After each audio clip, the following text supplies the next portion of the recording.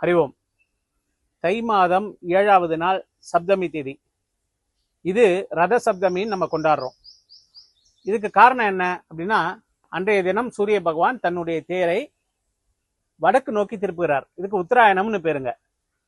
பாருங்க, நம்ம முன்னோர்கள் எவ்வளவு அற்புதமா எந்த விதமான கருவிகளும் இல்லாம உட்கார்ந்த இடத்திலேயே இந்தந்த கோள்கள் இப்படி இப்படி இருக்கு, இதனுடைய இயக்கங்கள் இப்படி இப்படி இருக்கு, இதனுடைய கலர் இப்படி இப்படி இருக்குன்னு சொல்லி கொடுத்துருக்காங்க.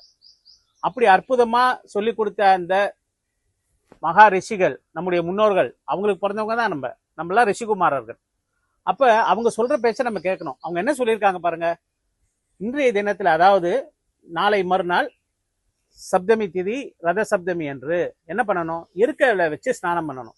இருக்கையில வச்சு ஸ்நானம் பண்ணுகிற போது அந்த ரேடியேஷன் எஃபெக்ட்ல இருந்து நம்ம தப்பிச்சுக்கலாம் அப்படின்னு சொல்லி கொடுத்துருக்காங்க.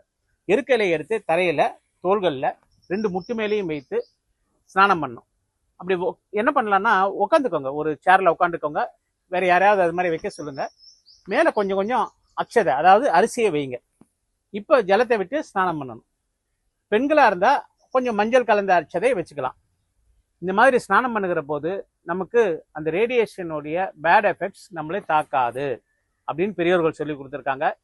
இது ரொம்ப அற்புதமான ஒரு நாள். இந்த நாள்ல நம்ம பீஷ்மரையும் நினைத்து கொள்ள வேண்டும். பீஷ்மருக்கு குழந்தைகள் கிடையாது. அது பீஷ்மருடைய ஒரு நாளாக இன்னைக்கு கொண்டாடுறோம். அதனால ரத சப்தமி இன்னைக்கு சூரியனை வழிபடுங்க. முடிஞ்சா ஒரு செப்பு பாத்திரத்துல ஜலம் எடுத்து அர்க்கியம் மாதிரி விடுங்க. அர்க்கியம் விடுறதுன்னா ஓம் சூர்யாய நமக, ஓம் சூர்யாய நமக, சூர்யாய நமகன்னு ஒரு 7 தடவை விடுங்க. இது ஒன்று பண்ணணும்.